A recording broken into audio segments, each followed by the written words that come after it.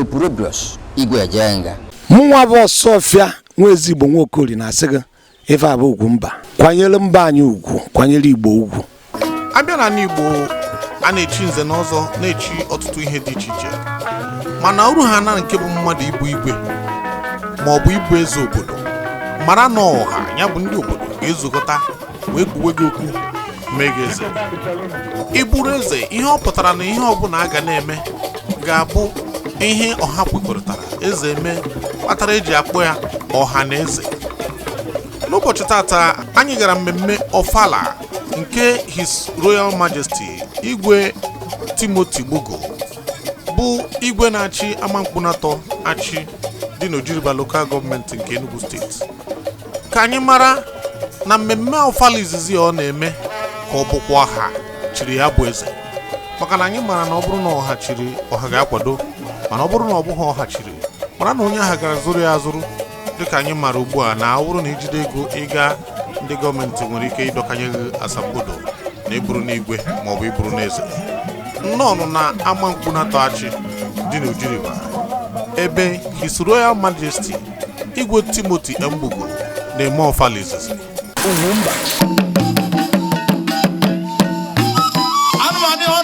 Ezinụlọ His Royal Highness Igwe Engineer Timothy Gbogo Igwe in Council nakwa ụmụafọ Amankpunatọ Autonomous Community dị na-achị Ojiriba Local Government nke Enugu Steeti ji ohere a na-akpọkọ ụmụafọ Igbo niile, ndị enyi na ikwu na ibe nakwa ndị na-echere ha echiche ọma ka ha gbahụgebe maka emume Ọfala nke izizi nke His Royal Highness Igwe Engineer Timothy Gbogo Chinemeze eze Amanatọ nke Ibụọ na Amankpunatọ Kingdom. Ya bụ emume Ọfala ga-adị n'ụbọchị Satọde abalị 28 nke ọnwa Disemba 2019 ebe ọ ga-akpọtụ bụ na St. Mark's Church Field Amankpunatọ achị n'elekere 10 nke ụtụtụ. Mata na nke bụ Ọfala nke mbụ na mbụ, ya mere kpọrọ ndị ọyị gị na ụmụnne gị bịa maka na ọ ga-aka aka.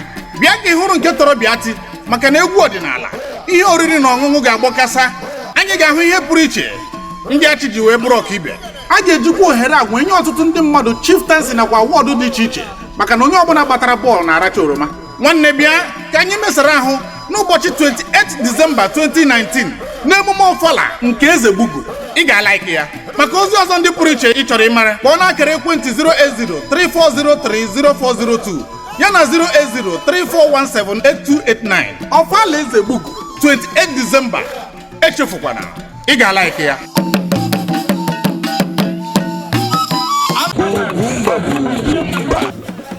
Anyị apanie wee bata na obi Igwe Chinemeze eze Amanatọ nke Ibụọ nke Amankpunatọ ka anyị hụrụ n'etu esi akwado ya bụ mmemme.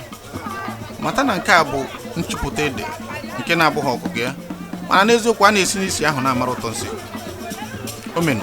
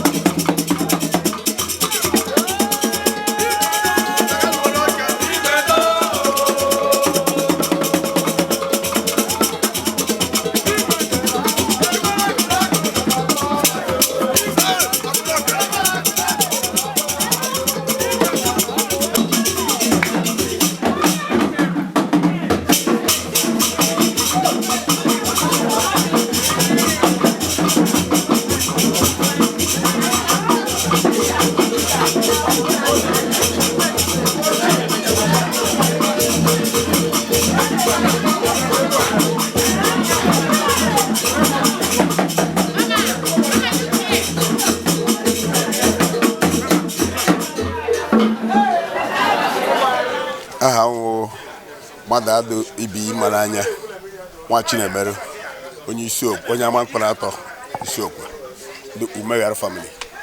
Odima gini na-ekwu ebe ata? Gini na-ekwu ebe ata ka ihe? All right, thank you. Nwanyị nwoke Igwe injinia Bugu. Anyị agbaba afara echi. Anyị bụ ụmụnne ya ndị nwoftere ya bụ ndị bịara today.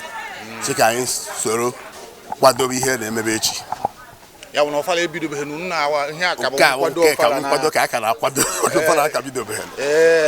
Ya bụ na akwọbedo binsi akwọ. Aka akwọ binsi akwọ.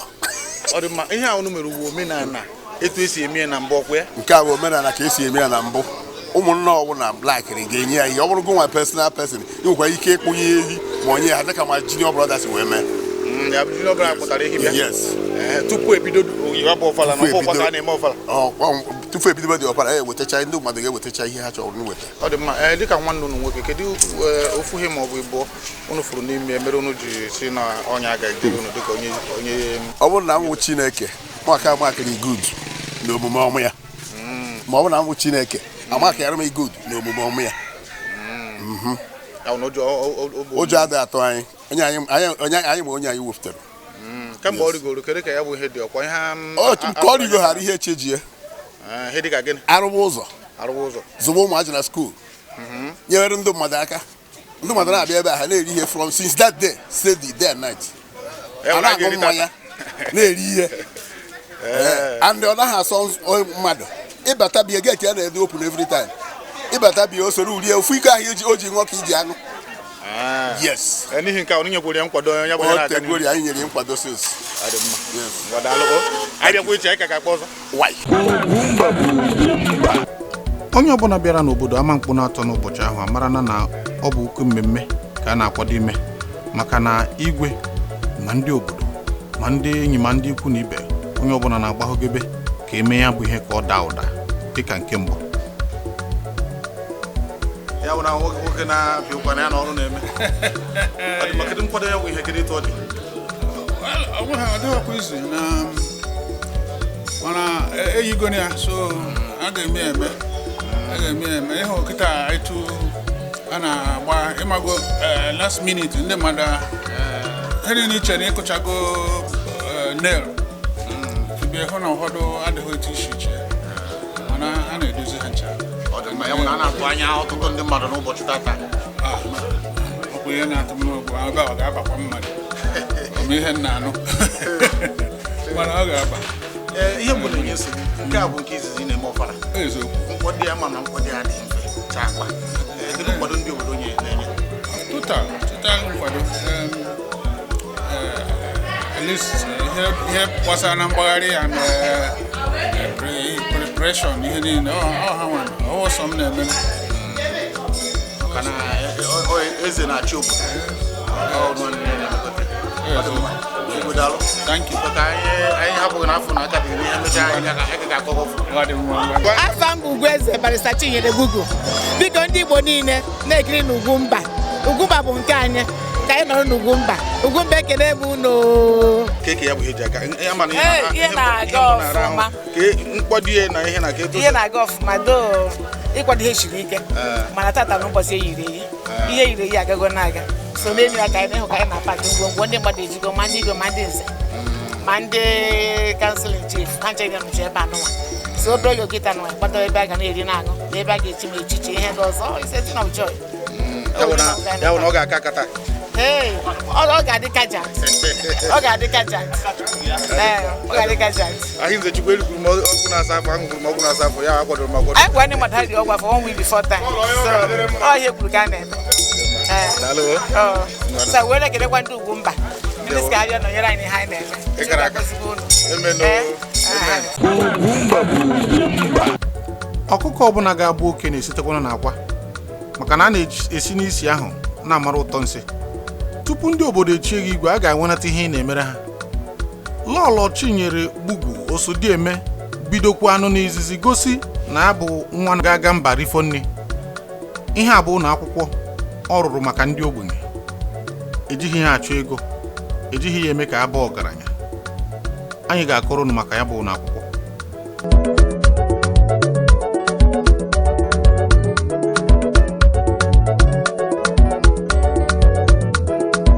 ihe a bụ Good Learning Academy bụ ụlọ akwụkwọ a na-ekwu maka ya ọ bụ eziokwu na arụrụ ya ọ dịka ụlọ akwụkwọ ndị ọgaranya tinye ihe niile ma ụgbọala na-ebu ha na ọtụtụ ihe ndị ọzọ ị ga-ahụ mana ọ maka ndị ogbenye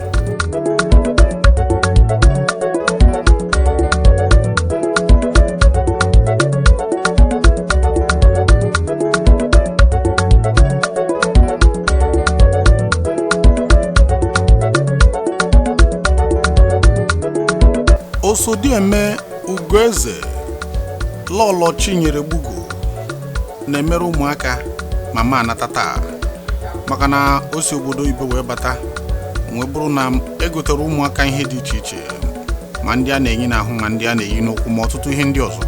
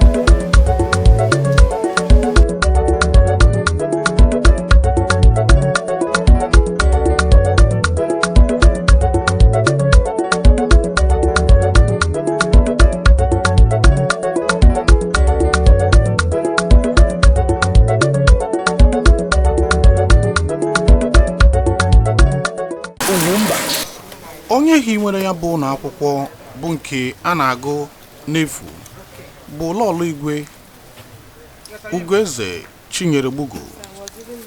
Ọkụkọ na-abụ okenye sikwanụ n'akwa, ya mere na inye enye amara n'ahụ bụ n'ihe eji mechaa Chieheze. Aha m bụ Ugoeze Chinyere Gbugo. Abụkwa m onye ọkaikpe. Nkọruo n'isi maka enwe nke na-akọrọbe. Aha m bụ onye ọkaikpe, abụ m nwunye igwe. Ihe na-ebe tabara na-agba ọfala, first ofala of igwe. Mụ abụkwa founder of Chinyere Gbugo Charity and Education Foundation. Then mụ abụkwa founder of Good Learning Academy. It's a non-profit organization where we train orphans and widows children and the less privileged. Dịka mere ka anyị mara ihe a bụ ụlọ akwụkwọ ebe a na-ejighị akpa ego maka na ụmụaka ndị na-enweghị ka ọha ha na-abịakarị ebe ahụ. Ihe enwere ebe ahụ ka nkụ ma kọmputa ma bandị abụghịkwa nke ịgba ndị brigade. Bandị bụ nke gita na ngwongwo na ngwongwo ndị ọzọ. Ejiri moto butaghị, ejiri moto bu n'agha na-eme ha dịka ọgaranya, mata na imirikite n'ime ha ada akwụ afọ nke ha na-akwụ kọbọ. Kama na ihe a bụ ohere lọlọ Chinyere Gbugo na-enye ụmụaka ka ha nwee ike ịgụ akwụkwọ n'efu ma ọ bụ n'ebe ebenatara ego. Afọ ya bụ Good Learning Academy nke dị n'isi okwe Amankpunatachi. Ngwa ka anyị gaa ka ha kụtụrụ anyị obere band.